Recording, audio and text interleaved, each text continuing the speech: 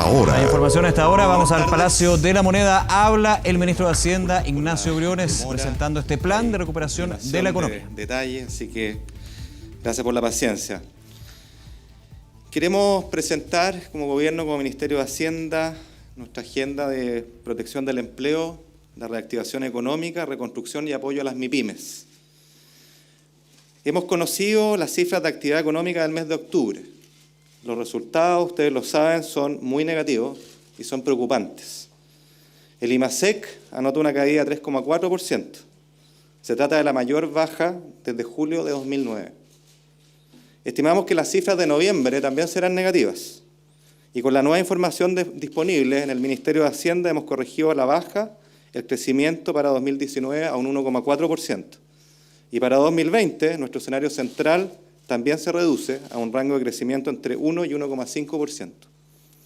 Estos no son meros números.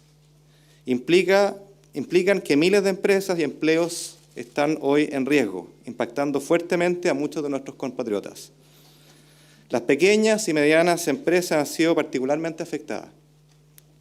Por eso, a la agenda social en la que como gobierno hemos logrado avanzar a través de acuerdos en el Congreso, se suma hoy una nueva prioridad social con sentido de urgencia: proteger el empleo.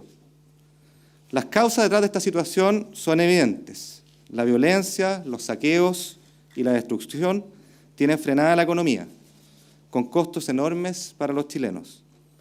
Mientras el país no retome la cotidianidad, la actividad económica funcionará a media máquina, se producirá a media máquina, se invertirá a media máquina y se afectará al empleo. Nuestra economía tiene fundamentos sólidos, instituciones sólidas, un sector empresarial sólido y trabajadores comprometidos que quieren trabajar.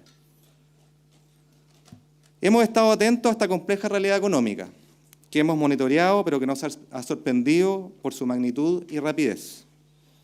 Enfrentar la compleja situación exige de la acción del Estado a través de una política fiscal expansiva para el año 2020, que se plasme en una agenda potente de protección del empleo, de reactivación económica, de reconstrucción y de apoyo a las pymes. Esta agenda que hoy anunciamos considera medidas por 5.500 millones de dólares. Este total se distribuye en un mayor gasto público en 2020 por 3.025 millones de dólares, medidas de apoyo a las MIPYMES por 1.950 millones de dólares y otras iniciativas por 525 millones de dólares. Todas estas medidas son mayoritariamente transitorias, enfocadas al año 2020 y concentradas en apoyar la creación de empleos de forma directa o indirecta, vía inversión pública, así como el apoyo a las empresas de menor tamaño. Estimamos que esta agenda generará 100.000 nuevos empleos el próximo año. Como cualquier hogar chileno que enfrenta una adversidad imprevista, recurriremos a nuestros ahorros y también a nuestra capacidad de endeudamiento, aunque conscientes de que ambos elementos tienen límites que no se pueden sobrepasar. Esto podemos hacerlo gracias a años de responsabilidad fiscal de todos los gobiernos. El nuevo escenario económico y el financiamiento de esta agenda modifica el compromiso de convergencia de balance estructural vigente, que contemplaba una reducción del déficit estructural a razón del 0,2% del PIB por año, hasta llegar a un 1% del PIB de déficit estructural en 2022. Para el próximo año, la meta será distinta. Será un déficit estructural de 3% del producto, el cual se reducirá a razón de 0,5 puntos del PIB por año, llegando a un 2% de déficit estructural en 2022. En este escenario, el gasto crecerá un 9,8% real en 2020, comparado con la ley de presupuesto del año 2019. Se trata del mayor incremento desde el año 2009. Por su parte, el déficit fiscal se elevará hasta 4,4% del producto el próximo año, cifra relativamente similar al déficit de 4,3% del PIB registrado en el año 2009. Ante este escenario, las necesidades de financiamiento para el próximo año se estiman en 16.600 millones de dólares. Ellas se financiarán con emisión de deuda por hasta 9.000 millones de dólares, según consta en la recientemente aprobada ley de presupuesto, 40% del cual será en moneda extranjera, y este monto será complementado con unos 7.600 millones que provendrán de los activos del Tesoro Público en moneda extranjera. Con esto, aproximadamente 11.000 millones del financiamiento necesario para el próximo año corresponderá a uso de activos en moneda extranjera o emisión de deuda en moneda extranjera. Considerando una combinación de deuda y activos como fuente de financiamiento para los próximos años y dado un compromiso de convergencia hacia el balance estructural en adelante, proyectamos que la deuda pública bruta como porcentaje del PIB tenderá a estabilizarse en torno a 38% hacia fines del 2024. De acuerdo con la institucionalidad vigente, en el informe de finanzas públicas del cuarto trimestre se presentará una actualización de las proyecciones anuales de deuda pública que se generan con este nuevo escenario macroeconómico y fiscal, considerando las diversas fuentes de financiamiento disponibles. Sin entrar a detallar las medidas, paso ahora a señalar lo esencial de las medidas fiscales para proteger el empleo, revivir la economía, reconstruir y proteger a las pymes. En primer lugar, voy a referirme a la inversión en infraestructura y reconstrucción. La agenda que planteamos hoy día contempla inversión y reconstrucción de la infraestructura en bienes públicos dañados por un monto cercano a los 2.400 millones de dólares, los que estarán focalizados en proyectos de rápida ejecución. Entre las partidas más significativas, quisiera destacar lo siguiente. Reconstrucción, excluyendo metro, 855 millones de dólares. A eso hay que adicionar lo que es conocido metro por 380 millones de dólares adicionales. Proyectos de inversión en regiones, 480 millones de dólares. Construcción de viviendas, subsidios y mejora de barrios, 350 millones de dólares. Adelanto de inversión en equipamiento local, 220 millones de dólares. Tren Santiago-Melipilla, que tiene un costo total en 5 años por 1.500 millones de dólares, 200 millones de dólares por año en los próximos 2 años. Esa es la inversión que estimamos. Obras de agua potable por 200 millones de dólares. En segundo término, quisiera referirme a las medidas de protección al empleo. Primero, partiendo por la protección del empleo y un complemento salarial en caso de que existan jornadas reducidas pactadas entre empleador y trabajador. Esto para aquellas empresas que acrediten que su actividad o faena ha sido afectada por la crisis. En estos casos, los trabajadores afiliados al seguro de cesantía que pacten jornadas reducidas con su empleador podrán tener un complemento de su renta desde el seguro de cesantía. Para ello, enviaremos prontamente un proyecto de ley al Congreso. En segundo término, fortaleceremos el seguro de cesantía, aumentando transitoriamente la tasa de reemplazo y flexibilizando los requisitos de elegibilidad, permitiendo de esta manera que más personas puedan acceder al beneficio en caso de quedar desempleados. Tercer ámbito de medidas, las medidas de apoyo a las MIPYMES. Adicionalmente a las medidas ya anunciadas, como la capitalización de Banco Estado, que fue aprobada por el Congreso por 500 millones de dólares, y el Fondo para Inversión y Capital de Trabajo de Corfo, FOGAIN, por 200 millones de dólares de capitalización, hoy agregamos una capitalización adicional por 100 millones de dólares al Fondo de Garantía para Pequeños Empresarios, más conocido como FOGAPE. Todas estas medidas, el conjunto de ellas, permitirán que las empresas de menor tamaño puedan acceder a créditos por cerca de 9.000 millones de dólares en el sector financiero. Adicionalmente, y como una forma de inyectar liquidez a las MIPYMES tremendamente dañadas, se establecen las siguientes medidas.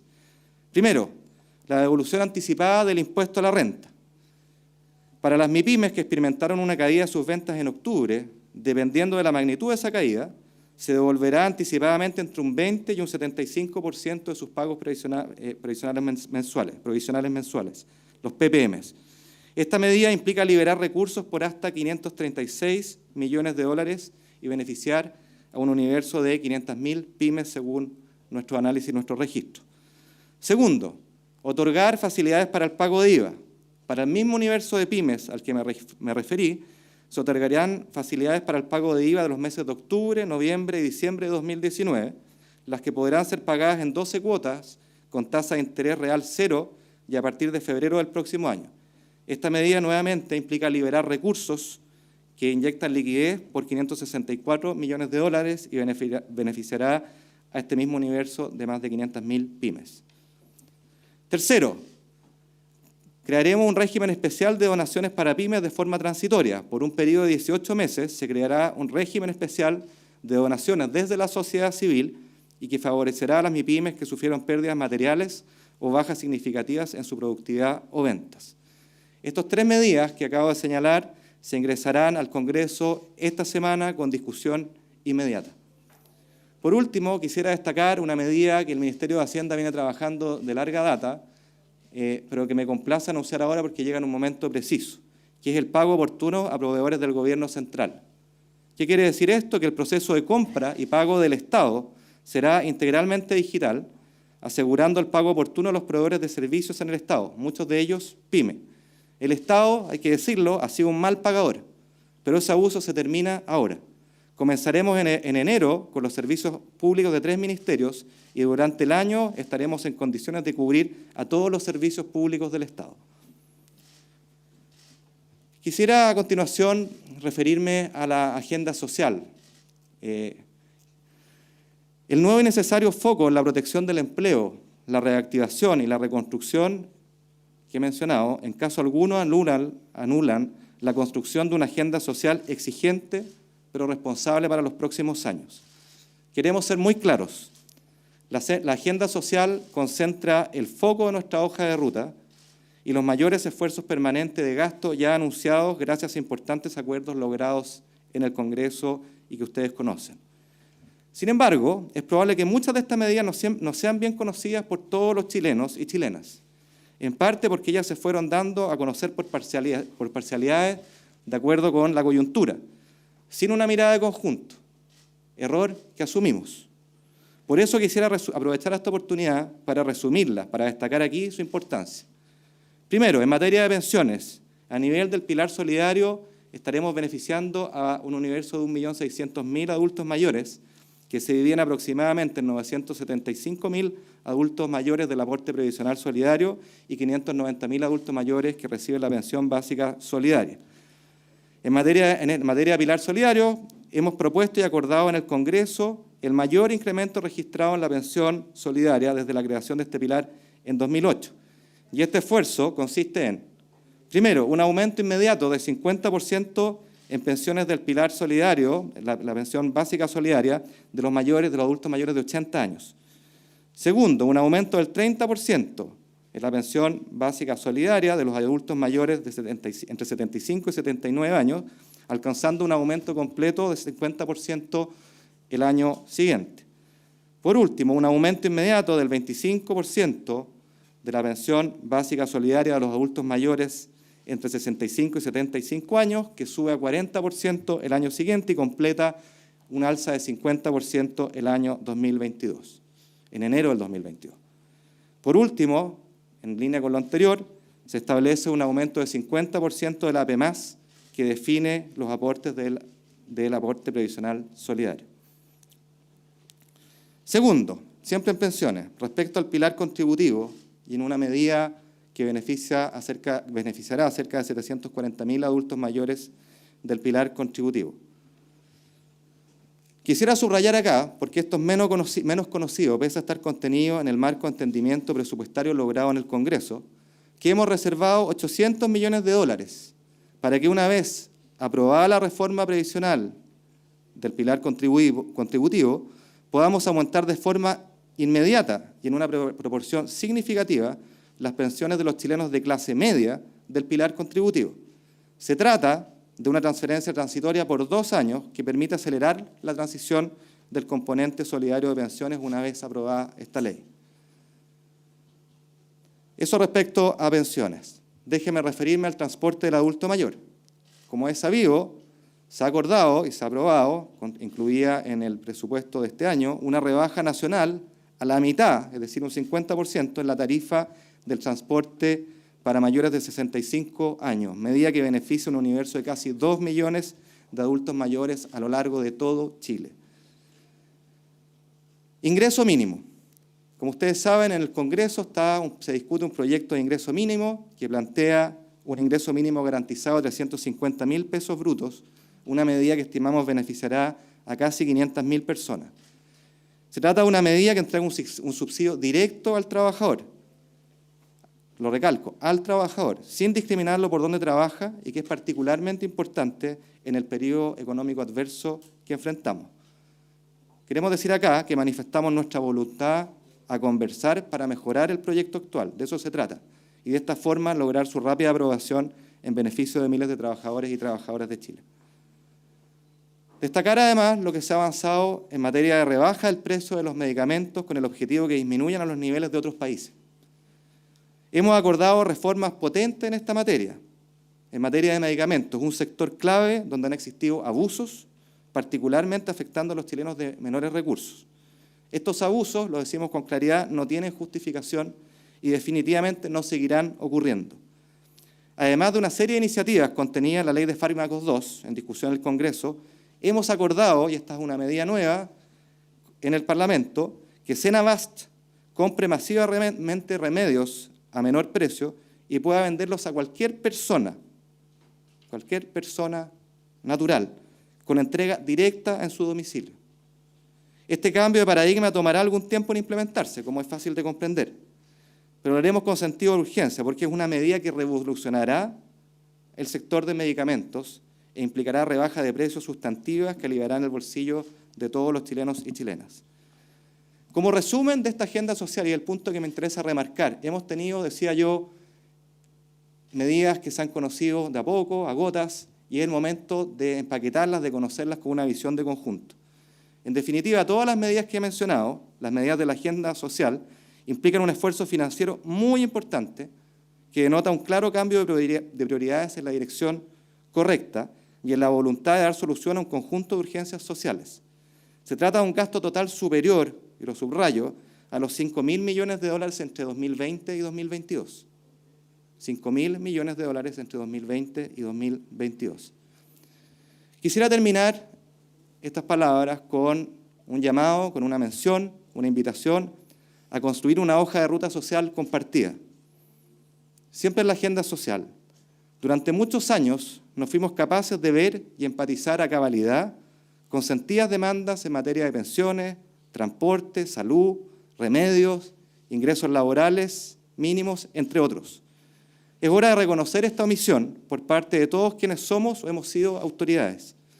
De lo que se trata ahora es de enmendar definitivamente el rumbo y trazar una hoja de ruta social compartida que nos permita seguir avanzando de forma creíble y responsable. No podemos volver a fallar aquí, ni deshonrar las expectativas que los chilenos y chilenas depositan en nosotros. En lo que sigue, los sucesivos gobiernos deberán comprometerse a mantener y profundizar esta hoja de ruta social de forma clara en el tiempo, de forma transparente de cara a la ciudadanía y con hitos verificables en el tiempo. Creemos que los chilenos y chilenas entienden las limitaciones para no poder hacer todo lo que quisiéramos hoy de una sola vez, pero no entenderían que no pudiéramos seguir avanzando mañana. Esta agenda, esta hoja de ruta social compartida debe ser una prioridad. Y es por eso que la invitación abierta, dialogante y de buena fe es a que busquemos un acuerdo y un compromiso de cara a la ciudadanía sobre cómo seguir avanzando en este necesario recorrido en los años a venir. Se trata de construir juntos esta hoja de ruta reformista para avanzar decididamente hacia un país más justo, solidario, con menos abusos y que aspira a que nos reconozcamos como iguales en trato y dignidad. Pero ello debe hacerse con responsabilidad, debe hacerse con exigente gradualidad en lugar de saltos al vacío. Se trata, en definitiva, de tener un reformismo gradualista. Pero para avanzar en esta dirección es vital también restablecer la senda de crecimiento, lo que a su vez requiere el compromiso de todos y todas de buscar un acuerdo que condene sin tapujos y ponga fin a la violencia y a los trastornos que hemos vivido.